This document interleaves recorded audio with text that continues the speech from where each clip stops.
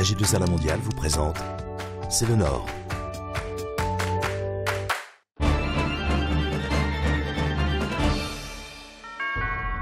Bonjour, C'est le Nord s'intéresse aujourd'hui à la culture.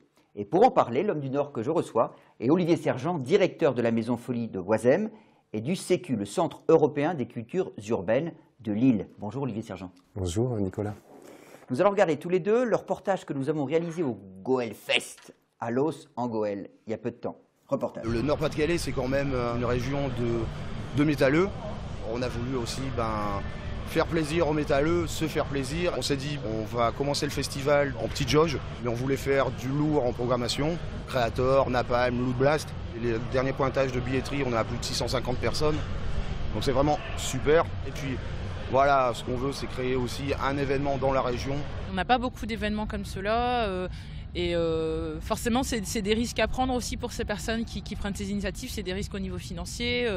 Donc, on a besoin que les gens soient là aussi derrière. Et ce qui est cool, c'est qu'aujourd'hui, les gens sont venus en nombre. Aujourd'hui, on est obligé de faire beaucoup de kilomètres pour aller dans des gros festivals, si le Hellfest, le Sonicer, voire même le Grass Pop.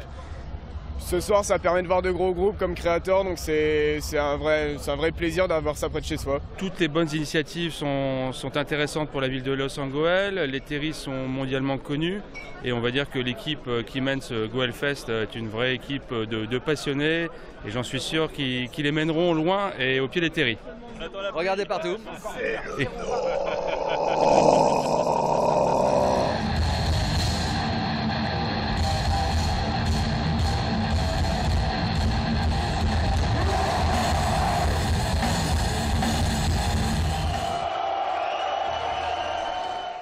Voilà, bon, l'an prochain, si tout va bien, on le ferait sur 2 jours.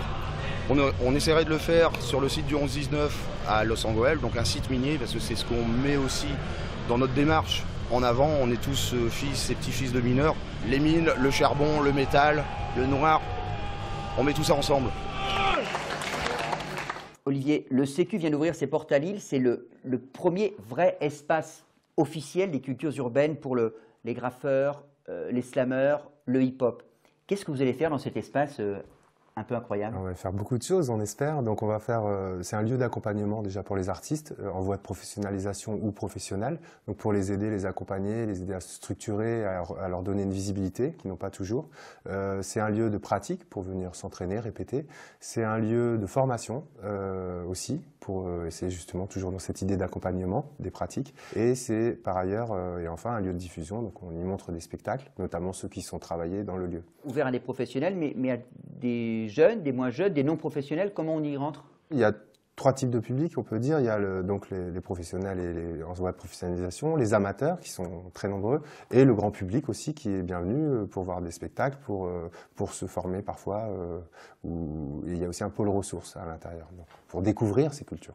On est dans un lieu de tradition, dans une terre de culture populaire, avec les géants, les fanfares. Est-ce que ce folklore du Nord est compatible avec ces nouvelles cultures urbaines?